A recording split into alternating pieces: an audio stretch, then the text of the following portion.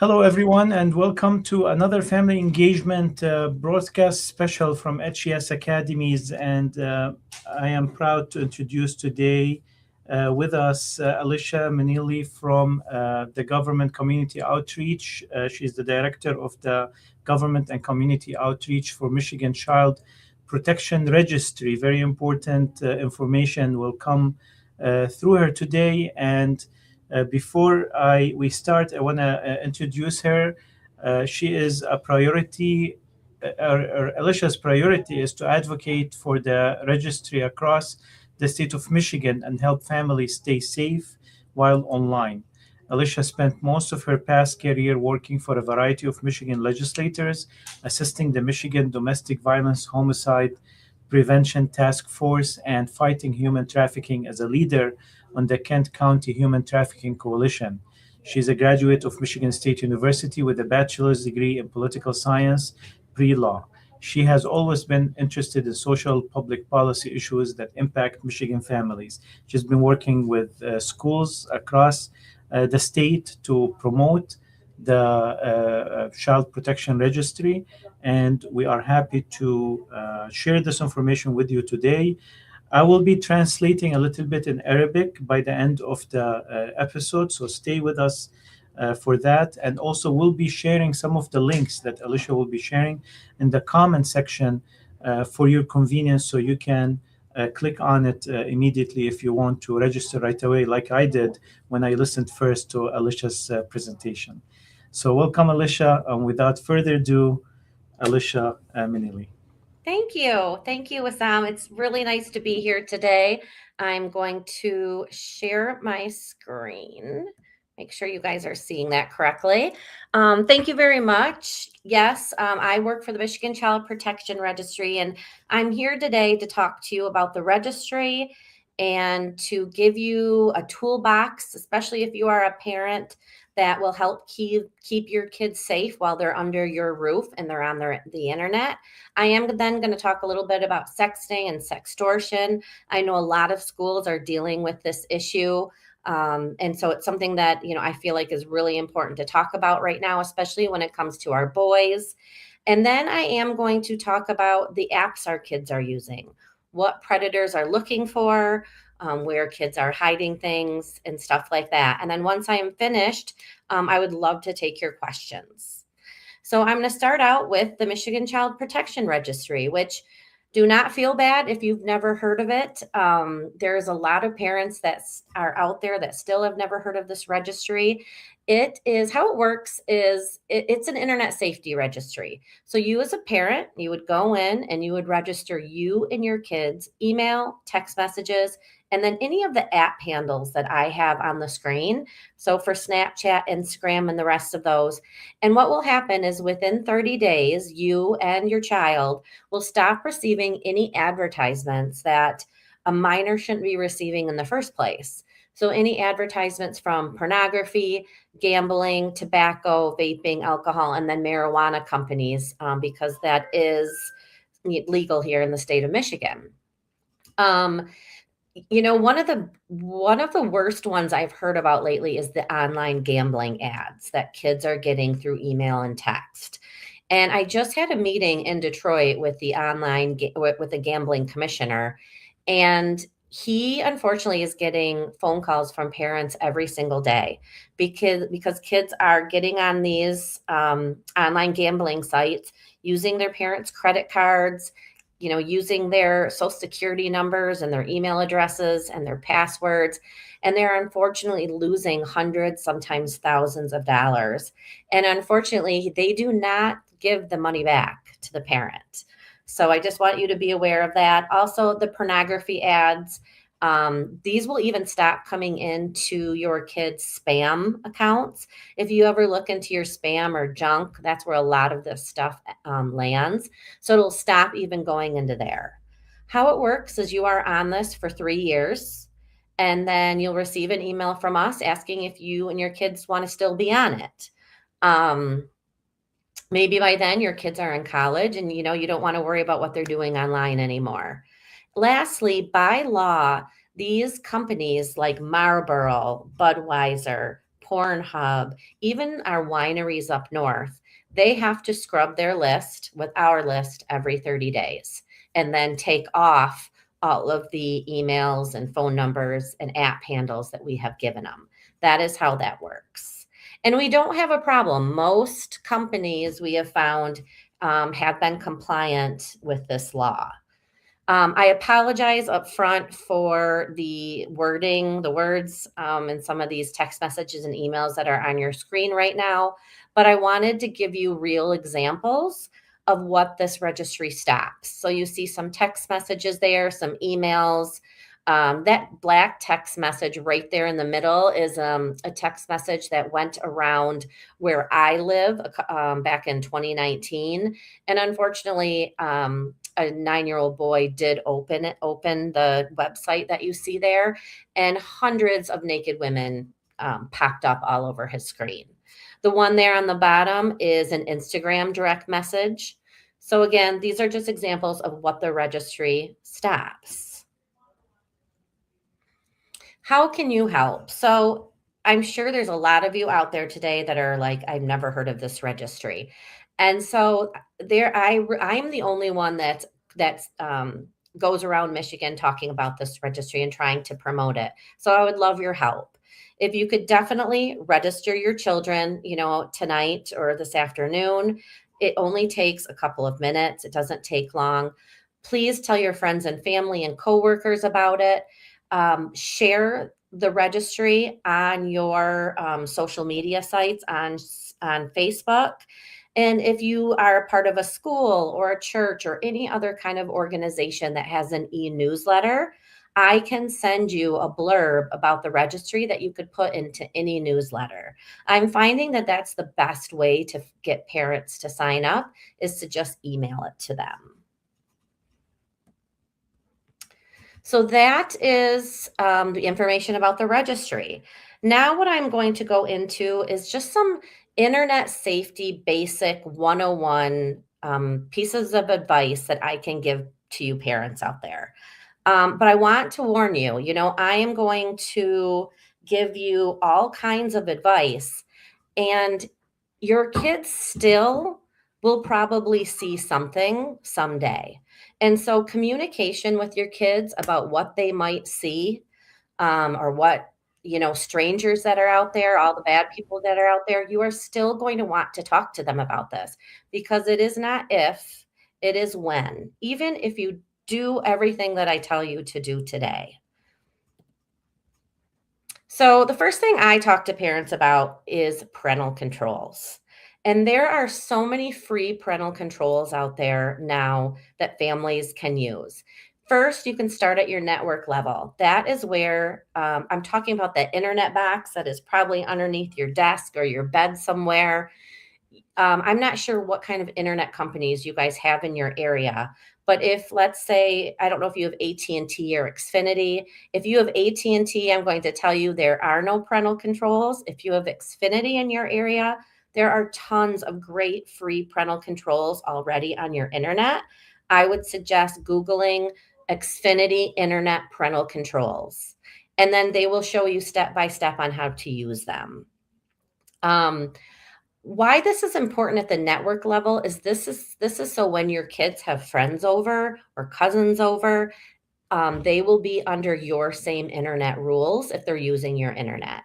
If you are like me and you have AT&T and there aren't any free parental controls for your router, you can purchase something, and it's a small monthly fee that you connect to that box that's hidden somewhere, and you will be given all the parental controls that you would need. I would highly consider Bark, which is a fantastic company and app, which I'll talk about in a bit.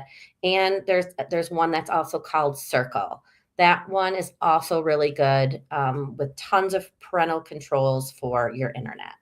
Then the second level where you can keep your kids safe is the device level. Now, all devices come with free parental controls. You just need to make sure that you use them. And it is very overwhelming. So what I would do before you hand over that phone or the iPad, even a Kindle, make sure you Google iPad parental controls, Apple phone parental controls, and they will show you step by step on how to implement those. So I highly recommend you do that. And definitely with fate or with Christmas coming up, or any birthdays, anything, any other holidays that are coming up, if you are going to be getting them an Xbox or PlayStation or VR, please make sure that you have those parental controls already implemented before handing it over, because our kids know how to play those things a lot better than we do. And then lastly, the app level. Apps never used to come with parental controls, and now most of them do. Even Pinterest has parental controls now because they were having such a porn problem.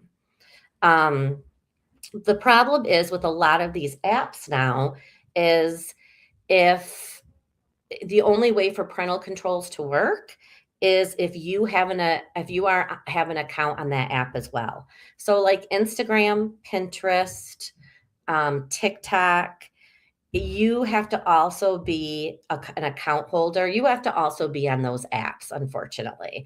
That's how the parental controls work.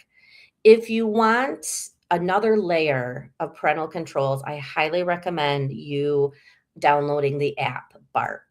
Now, I'm going to kind of ruin this for you guys for a second, but if you have an Apple phone, the Bark app does not work well. It does work really well with an Android. I try and talk to parents before they get their kids a cell phone, because I highly recommend an Android over an Apple. Apple parental controls are down all the time. And the reason they don't let Bark on their phone is because they don't like any third party apps. But what Bark does, it's really worth it. It's a monthly fee of like around $11. It looks at everything, every email that goes in, out, every text message that goes in, that comes in, that your kid puts out, the music that they're listening to, anything that they're Googling. You will receive an alert through email and through text message of any words that they are using or that their friends are using that might be a trigger. So any swearing, any drug use kind of conversations, bullying. It really, my daughter has a Bark phone and it catches everything. It's been a wonderful tool for us to use. Also, Life 360, especially if you have a 16-year-old, that is a great app to have. You can tell how fast your child is driving. You can also see if they are texting and driving. So that's a good one too. But no matter what, you do have to be in the know. And I know parents don't like to hear this because we're already so busy and trying to keep up with everything.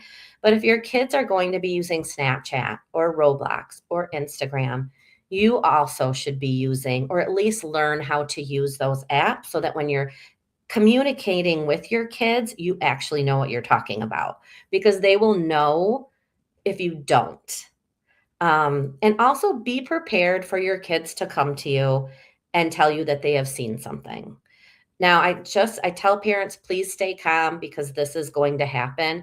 And I suggest that you already have a response already ready to go, so that there isn't a shock and nobody's mad, and you're comfortable having that conversation. One thing you can do that's really helpful to a lot of families is have a family contract. And there are hundreds of social media family contract examples online. Just Google social media family contract. With my family, we sat down with the kids and we came up with a contract on our own. We wrote down all the rules. Even the kids came up with some of the rules, and they helped us come up with some of the consequences. And we printed it out and we have it on our refrigerator so that we are reminded every day. Lastly, make sure that the location is always turned off, not just at the device on the device, but also in all the apps.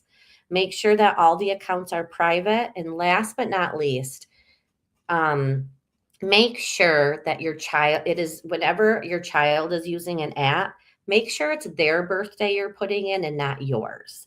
I know a lot of parents that have young kids that use Roblox right now, and they put in the mothers or fathers put in their birthdays.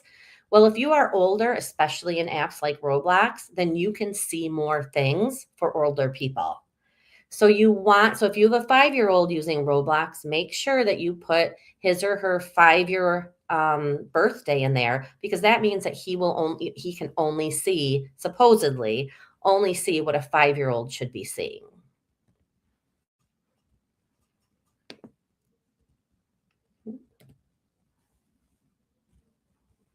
Okay. So now I'm going to go into some sexting and sextortion issues so before I did this, I did a lot of human trafficking work.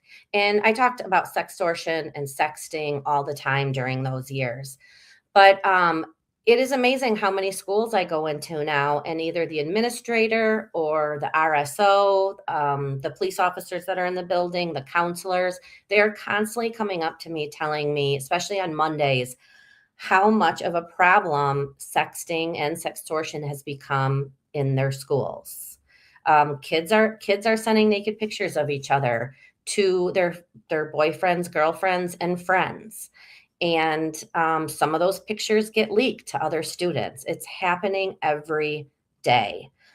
I put sexting into 3 different categories. First, and I'm talking about minors. So, no matter what, even if the sexting is consensual, what our kids need to know is that it is illegal, because they are sending child pornography. If they take a naked picture of themselves, they are producing child pornography. If they send it, they're distributing child pornography. So this is a serious thing. But what I was going to say is I put sexting in 3 different categories. One is that relationship sexting. So that is, when there are 2 minors in a dating relationship and they're sending naked pictures back and forth to each other. The second category is friendship sexting. And most of you are going to be a little shocked at this. I definitely was when I first started hearing about it. I first heard about it from an intern that I had, because she told me that her and her friends do it. But groups of girls, like 4 or 5 girls that are really in a tight relationship with each other, have been known to send naked pictures of themselves to each other. I don't know why. I don't know the reasons for it, but is definitely becoming more common. I've heard about girls where I live here in West Michigan that are doing this. And unfortunately, what happens to a group of girls? There's always a fallout. And then one gets mad and takes those naked pictures and sends them on to other students. This has happened in a lot of different school districts. Years ago, it happened in the Rochester Hills School District. A group of girls were sending naked pictures of themselves just to their group of friends. They had a fallout. One girl got mad enough to send these naked pictures of the girls to students, who then sent them on to more students. Over 80 students in Rochester Hills end up receiving these pictures. Some of these kids had to go through the juvenile justice system. Many of them needed major counseling. It was a huge detriment to the whole community, to be honest. It was in the newspapers. It was awful. But I just wanted to let you know that this is a thing with our girls. And then lastly, the last group of sexting that I think is important is sextortion. And what a lot of parents don't know is, even just the threat. Let's say you're in a boyfriend-girlfriend relationship and the girl wants to break up, and she has sent her boyfriend naked pictures of herself. And the boyfriend says, well, if you break up with me, I am going to send these naked pictures to your friends, to your family, to your boss, whoever. Just the threat of that is illegal. They don't actually have to go through with it, but it is illegal just to threaten someone with that. Now, one of the things that we always talk about when it comes to sextortion or any type of victims is girls. We're always talking about girls, and I feel like we're leaving the boys behind, which is why boys are being sextorted at a very high, fast-paced rate in the last, I would say, 5 years. We have had in the state of Michigan 5 that I know of boys die by suicide because of sextortion. And within the country that I know of that, has actually been put out there, I know of 38 boys that have died by suicide after being sextorted. And how this is happening is they will be on Instagram or Snapchat. They will receive a friend request from a girl, a very pretty girl their age. They will accept that friend request and they will chat back and forth. Well, the girl will then send a naked picture of herself to the boy. And the boy will usually compliment her, say something nice. And then she will ask for a naked picture from him. He then will take a naked picture of himself and send it to her. She will then respond with, if you don't send me $200 in the next 24 hours, I'm going to send this naked picture of you all over social media. I'm telling you, these boys do not know how to handle themselves hearing this. They're embarrassed. They don't want to tell their parents. They don't have the money. And they also think that they're going to get in trouble because they just sent child pornography to someone. We need to talk to our boys about this because, first and foremost, these are not young girls that are friending them on social media or that, started talking to them. Usually, these are men from other countries. Um, for example, there was a boy in the UP that died after being sextorted, and the men that did this to him, that threatened him with this, were from Nigeria. And there was 4 of them, and there was like 20 men held up in a house doing this all day long, trying to sextort young boys and making thousands of dollars off of it. So we've got to talk to our boys about this first, that these are not girls, that these are older men. However, I do have to say, 2 of the boys that died by suicide here in the state of Michigan, they were sextorted from young men their age in different states. So it used to be older men from other countries. Now younger men from our own country are starting to do that as well. So I highly suggest that you talk to your boys. My son, I gave him a phone when he turned 12. And this was the first thing I talked to him about.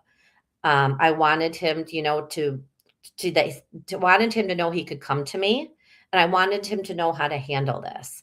But I also wanted him to be able to respond if one of his friends were to come to him and was like, dude, I think I really messed up last night. I sent these naked pictures of myself. Now they're asking me for money. I want him to be able to help his friend out. And this is what you should do if this happens to you. First and foremost, the second they ask for money, stop communicating. Do not send the money. Stop communicating. And please tell your children to tell someone. Do not delete anything. Make sure you save all the images, all the videos, all the messages, take screenshots of everything. Then block the sextorter.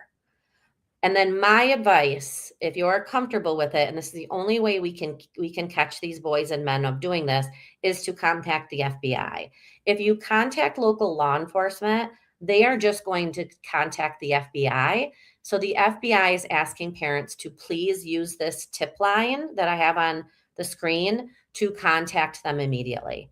Your child will not get into any trouble. I promise you. They will show up fast though, because they will want to make sure that your son is okay. They are so scared of more boys taking their lives than anything. And then if there are naked pictures out there of your son or daughter and they are minors, there is a website. It's called Take It Down. And this is through the National Center for Missing and Exploited Children. They are able to, if you contact them and you know that you have pictures of yourself out there, they have a program that will that can scan the internet and take these pictures down.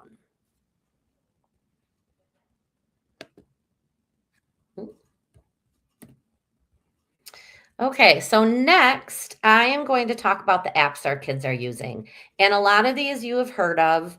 I just want to make sure that you know certain things that what our kids are doing on them. The first one, of course, we all know it is YouTube. And this is one of those where I'm going to say it is not if your child will see something inappropriate, it is when. You can put all the parental controls that you see here on YouTube, but I can guarantee you that something will slip through. That is why I strongly encourage you to have these conversations with your kids at a very young age before they see something on YouTube. I highly recommend if you have really young kids, like 6 and under, there is a really good book. It's called Good Pictures, Bad Pictures. And it is a way to talk about pornography to your young kids without using those words. But it really teaches them at a young age what pictures are good and what pictures are not good. It's a great way to start the conversation. I would highly recommend if your kid does use YouTube to make sure that you are at the very least in the room. Facebook. A lot of kids tell me nobody uses Facebook anymore, but it's still the most downloaded app, top in the top 10 downloaded apps in the United States. So people are using Facebook. I know for a fact a lot of sex traffickers use Facebook. They post a lot of job postings for dancers, for modeling, for acting on Facebook. You have to be very careful of those. Also, what you need to be careful with all of these apps that I'm talking about are traffickers, and I'm just going to use the word predators because that's like all the bad people out there. Predators are looking for the exact same thing that they were looking for 50 years ago when it comes to looking for minors. What they're looking for in our kids is the exact same thing that they were looking for 50 years ago. Now they just do it differently. 50 years ago, they would hang out in malls, or even 40 years ago, they would hang out in malls, arcades, the streets, places where kids hung out.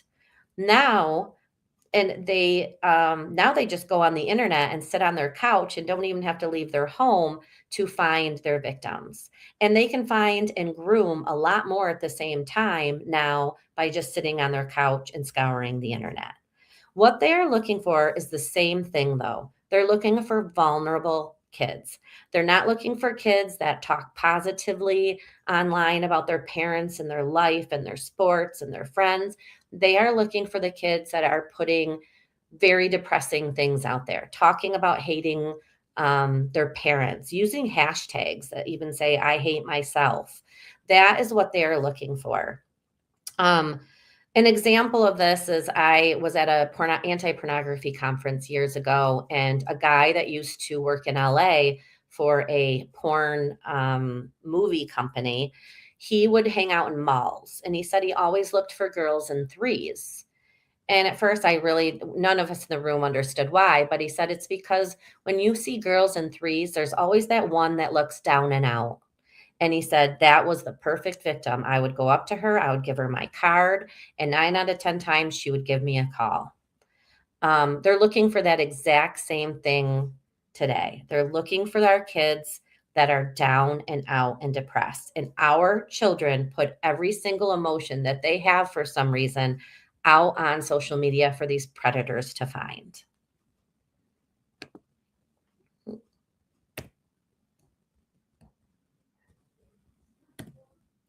Sorry. My clicker is going too fast. So Twitter, not a lot of kids are on Twitter. I completely understand that. However, kids that are on Twitter, I would be very worried that they're on there for the reason of pornography. Twitter is an anything goes kind of app. There are no privacy levels. There are no moderators. You can post anything you want on Twitter and it will not be taken down. So if kids are looking for porn, all they have to do is go to Twitter and search for it, and they will be able to see tons of it. So I just want parents to be aware of that. The next one is Instagram. I have to admit, I am pretty impressed with what Instagram is trying to do. They have been introducing more and more parental controls as the months go by. Now, if your teen wants an Instagram account, you also have to be on Instagram for this to work because you have to connect your accounts together. If they are a minor, what I have listed on the screen is some of the rules that your kids will have. There will be a sleep mode. If their friends on Instagram do send them any nude photos, it'll be blurred. They cannot be contacted by any strangers, anyone that they're not friends with. And the content supposedly, starting in January, any kind of feed will be deleted that isn't PG-13.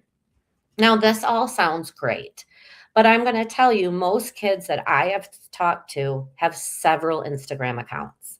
Most have the one that their parents are also hooked up to, and their followers are all their family members, their boss, just tons of friends. But then they'll have two or three other accounts that their parents do not know about, and they'll have less followers. And a lot of those will be people that they don't know. So I do need to let the parents know out there that our kids are definitely smarter and sneakier than than we want them to be. And so I would not be surprised if most of the kids, if you have older kids, that they have more than one Instagram account. The next app is Snapchat. I was very disappointed in my son's lacrosse coach. My son is a junior in high school, and I did not want him using Snapchat at all for a million reasons. But his lacrosse coach uses Snapchat to communicate with their players. And so he had to download it. And I was very disappointed in that. So we had a major conversation about Snapchat. There are some parental controls on Snapchat. If you want to know what they are, just Google parental controls for Snapchat. You will, as a parent, have to also have an account on Snapchat for them to work. Now, Snapchat has changed a little bit. There's a setting now where any of the snaps or messages can stay for good.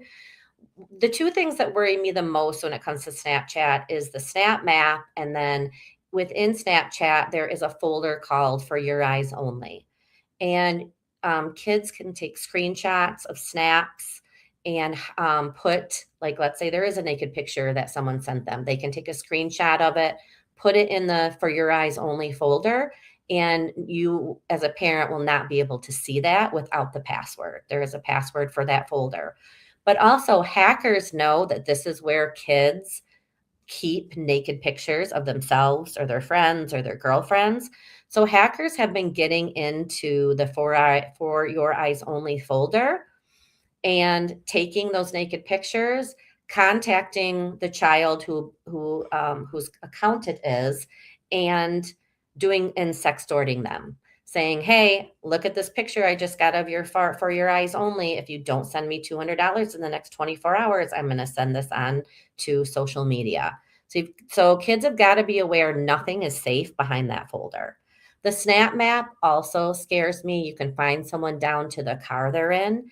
And I have to tell you, if you have a daughter, this has caused a lot of problems for teenage girls, because teenage girls, I don't know why we were so mean at that age, but girls will find out that their friends were lying about where they were. And, one girl will be home thinking that her friends all were busy having to do family stuff that night. And then she'll look on her Snap Map and all of her friends are at someone's house, and she was not invited.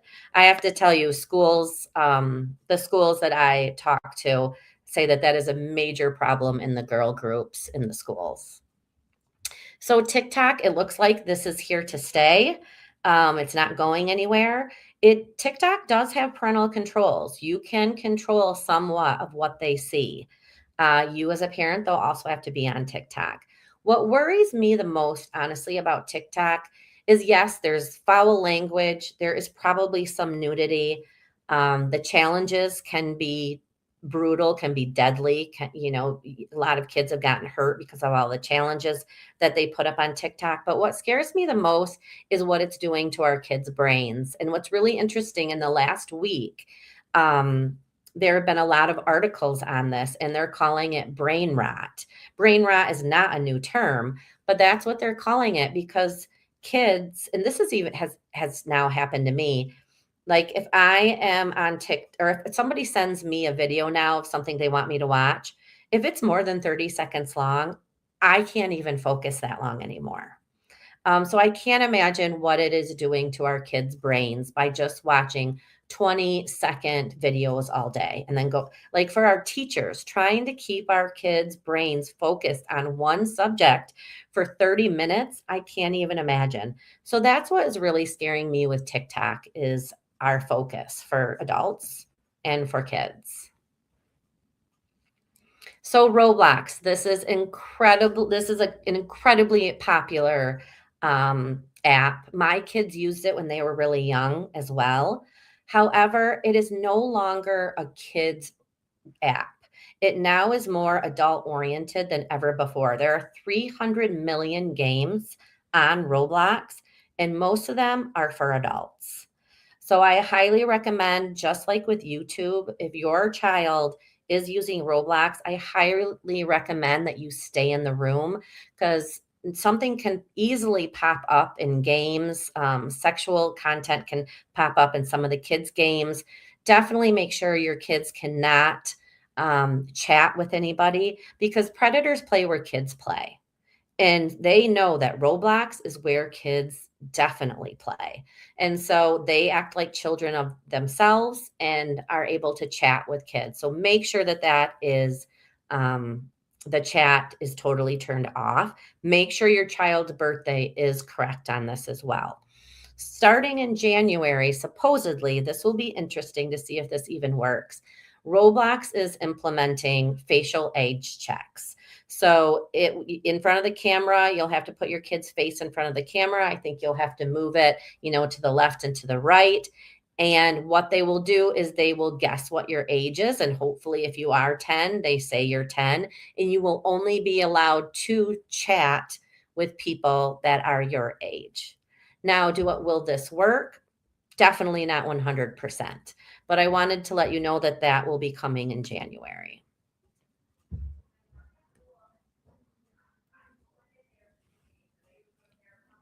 Wiz. So this has been talked about a lot in the last couple of weeks. Wiz was around years ago, but it got taken down because of the problems it was having. If any of you know what Tinder is, this is Tinder for teens. You literally swipe right, you swipe left. This is a dating app for teenagers. Um, it supposedly uses facial recognition, but I know for a fact that it doesn't work well. They are using facial recognition for the same reason Roblox wants to. They are trying to guess your age and then only allow you to talk to those that are your same age. But I know for a fact that this has not worked, that there have been some young teen girls that have been contacted by much older men. Monkey. So, and just so you know, I've probably got like 3 more minutes. I'm almost at the end, so I can definitely take questions or whatever. Monkey. So I'm going to warn you, there's like a ton of these kind of apps. I call these chat roulette apps. I don't know if any of you remember Omegle, but this does the same thing.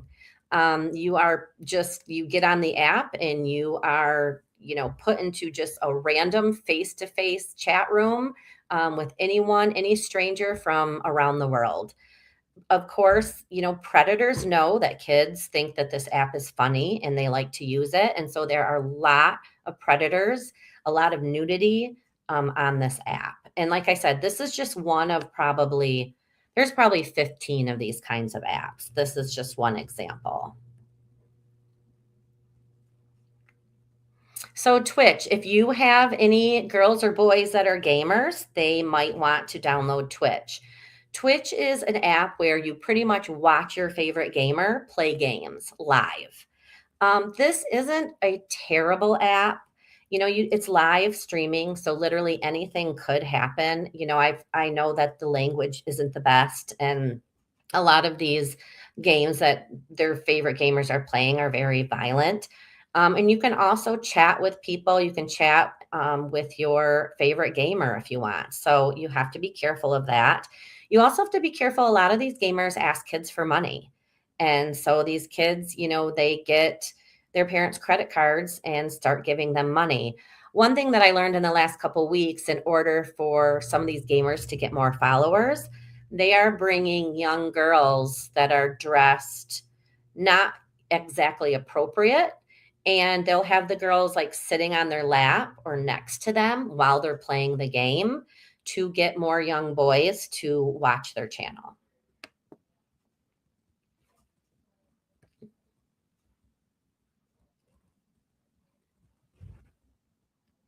This next one, I do not tell parents very often, don't do this, do not let your kids use this app. But this is one I beg parents not to let their children use. Discord is kind of like Twitch, but on steroids. Discord was invented for the same reason that Twitch was. It is gamers playing games, but it has manifested into way more than that. In Discord, there are thousands of different chat rooms, and these chat rooms used to be for favorite games. Like if you were really into Fortnite, you would go into that chat room, for example. Now, predators and so many just bad actors are using Discord and are starting chat rooms for horrible things. A lot of child pornographers use Discord to get into chat rooms and talk to other child predators, and they talk about what they're doing. They give each other tips. They trade pictures. Also, this is where a lot of kids get radicalized. They go there. There's a lot of scary conspiracy theory political chat rooms. One of the last two school shooters in the United States was using Discord and was in chat rooms, very violent chat rooms, getting ideas and and just talking about things that just made him more angry, them more angry and more angry. This is just not an app for children whatsoever.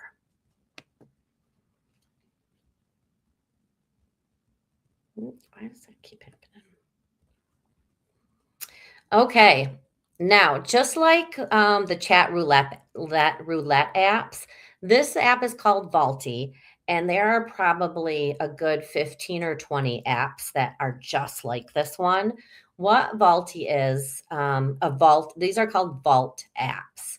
And these are apps where your kids or anyone can hide anything behind. Let's say you tell your kid that they can't be on Snapchat. Well, let's say they download Snapchat anyway. They can hide the whole app behind this app. And the only way you can get into it is with a password. So your kids could have a dozen apps that you don't want them to use, or pictures that they don't want you to see behind this app. And you cannot get to it unless you know the password. The original Vault app that I still like to remind parents of is the calculator app. I've always told parents, if your kid has two calculators on their device, one is definitely not a calculator. This does the same thing. It hides, pictures and other apps, and it is password protected. So just make sure your kids don't have two calculators. And that is the end of my presentation.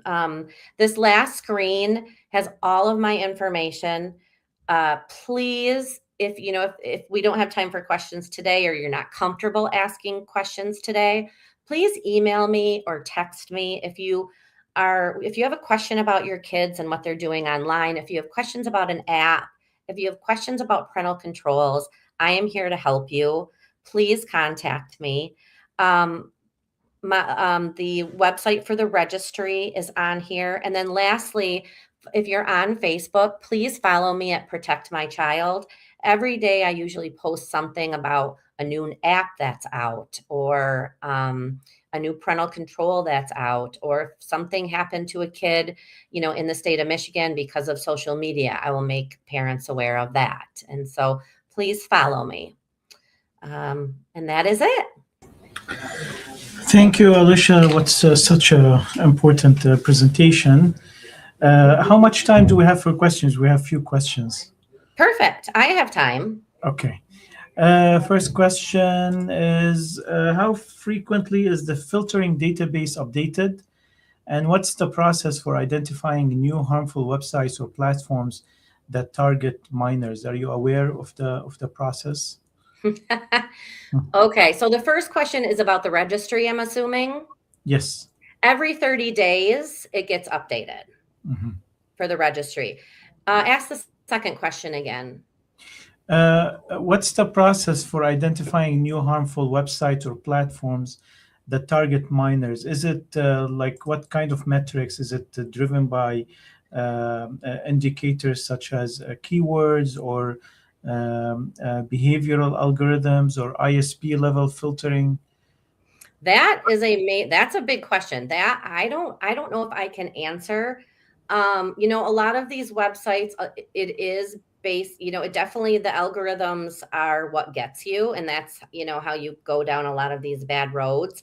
I'm not like a very techie person when it comes to that, so I'm not sure, but what you do need to know is like any of these websites that are adult oriented, if minors do get on them or post anything or commit suicide because of one of them, like these companies, these websites are have total immunity. So there is nothing that can be done. There is legislation out there that we're trying to fix that because so many kids are dying from buying drugs on these apps, committing suicide on these because people are telling them to on these apps, posting pictures of, nude minors on these apps and websites. And they cannot get in trouble for that, unfortunately. Uh, Another question we have here is how does the program handle emerging platforms like new social media apps that may not yet have established risk profiles?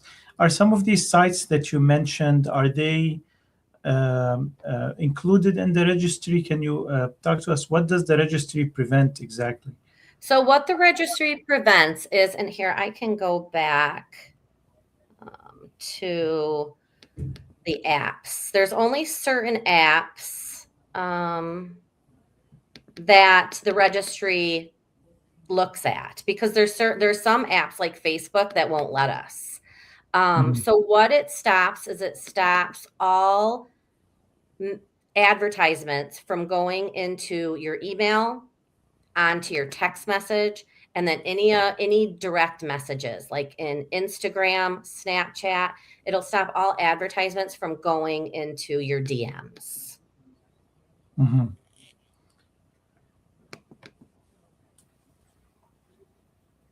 Does that make sense? Yes. So the once the child, once we provide that, the parent provides that phone number in the registry, then that phone number will not receive spam messages that are related to pornography, gambling, tobacco, alcohol. But other type of advertisements, there still will go through. It doesn't affect them, right? Correct. It is Mhm. just ones that it is illegal for a minor to buy.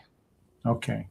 Yep. Uh, and also the email of the minor will have the same effect on it. Same. Yep. Mhm. Um, is the registry also open for adults? Yep. As a parent, any adult can also register themselves. Absolutely. And it will also stop the same type of materials for them? Yep. Okay.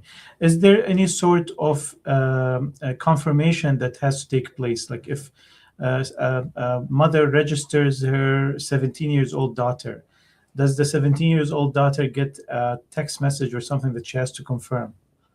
Nope. So they will get an email, but they cannot take themselves off of it. Okay. So by law, we just have to let them know that they've been added to this registry, but Mhm. they cannot go into the registry and then take their email and their cell phone off of the registry. Okay, awesome. Um, Another question here. What challenges do you face in encouraging families to register? You know what? The hardest thing to do, it's not even to register. It's that, you as parents, you guys are so busy. I am too. I have a 16-year-old and a 12-year-old, and it is so hard to to keep up on all this stuff. But this registry is super easy. You just go to the protectmychild.com website, and it just takes you 2 minutes. But it's hard to sit down and like get yourself to do it. That's why I think the easiest way to get parents to do it is is through like an e-newsletter, or if you email it to them, because they're already sitting at their computer, and it just takes, just a minute or two. But this is a lot of stuff, oh my gosh, this changes constantly. And it's just very overwhelming. I always have parents leaving my trainings very overwhelmed, and I always feel so bad. You can only do the best that you can. Right.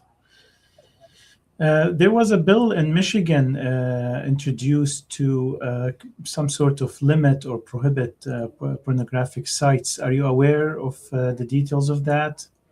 I am a little bit. Yep. The problem is that is a First Amendment issue. Mhm. And so until the only thing that they can do is perfect their age verification mechanisms on those sites, but they don't want to. They want kids to go to those sites because they make more money that way. I do know of that bill, but unfortunately, I think if it did pass, someone would probably sue the state of Michigan because pornography is unfortunately under the First Amendment. Okay. We have another question. Can parents receive reports or alerts about attempted access to harmful content? So not through the registry, but if you download Bark, the app, or if you buy your son or daughter the Bark phone, absolutely. It alerts you about everything that they do that you don't want them to do. It is phenomenal. It is there. The app and the phone are not expensive. I highly recommend them. Awesome. Okay. Another question is, let's see here.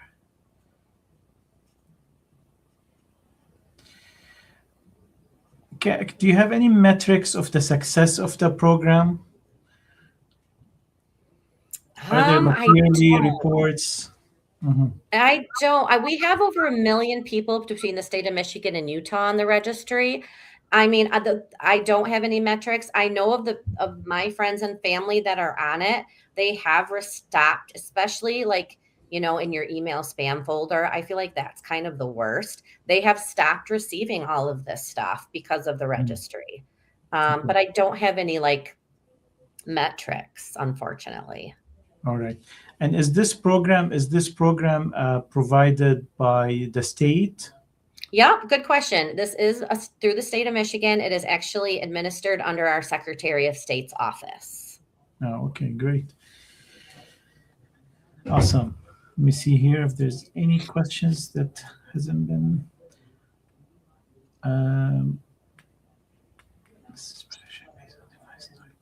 Is there any differences in how the system protects children based on device type, such as Chromebooks, iPhones, Android tablets, or gaming consoles? So, yes, I would highly suggest, and this is going to be hard because kids aren't going to like this.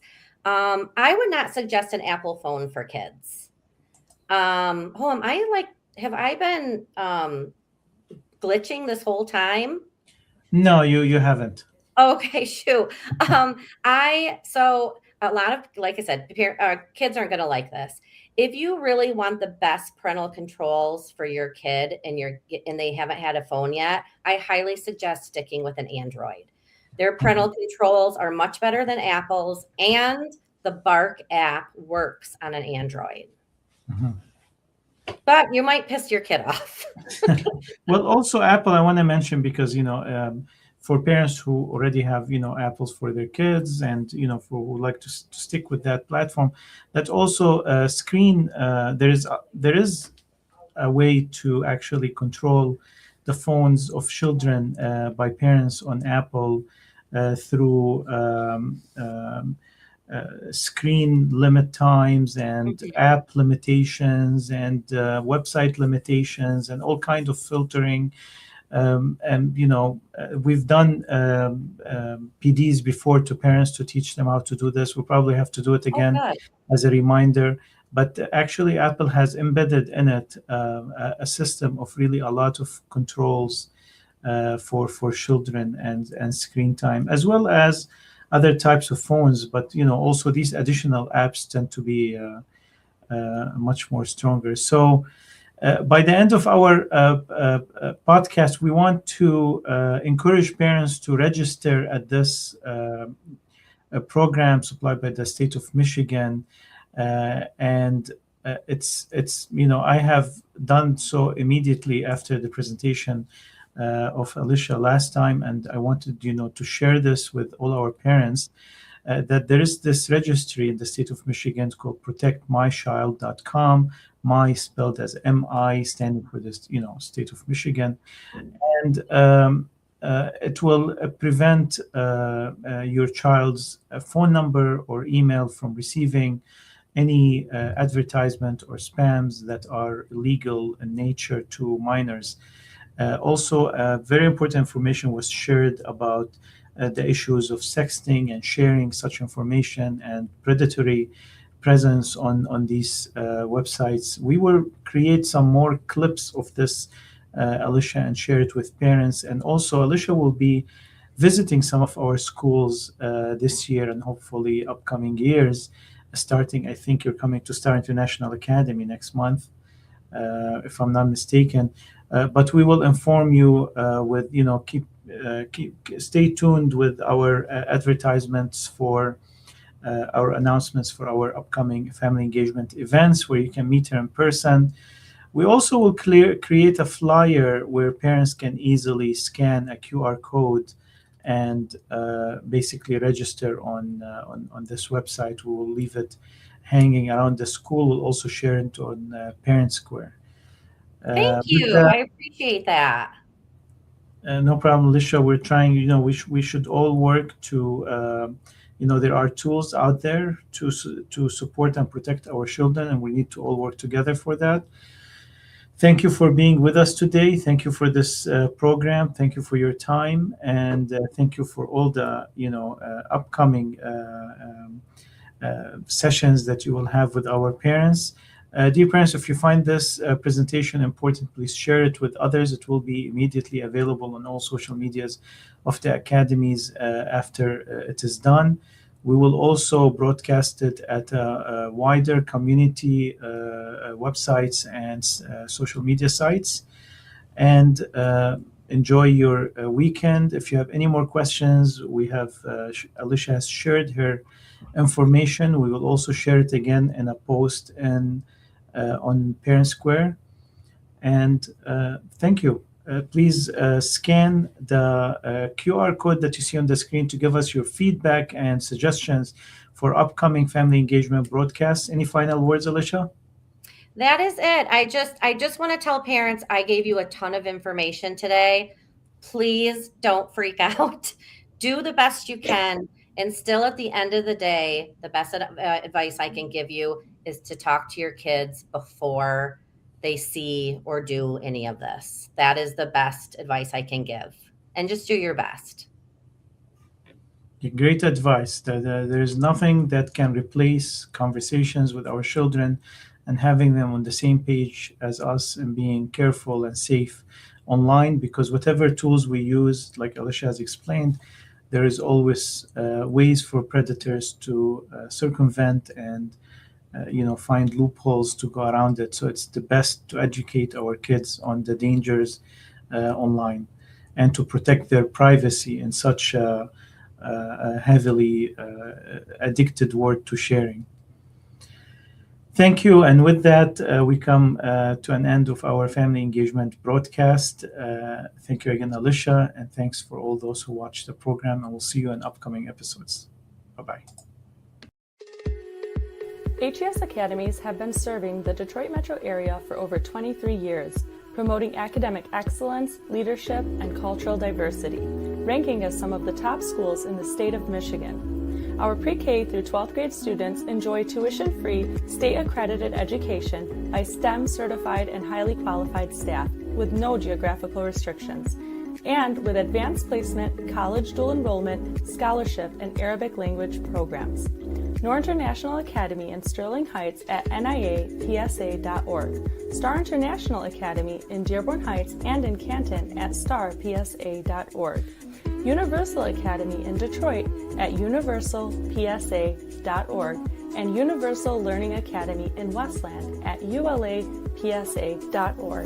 Join HES Academies today and enjoy a free Chromebook for every enrolled student.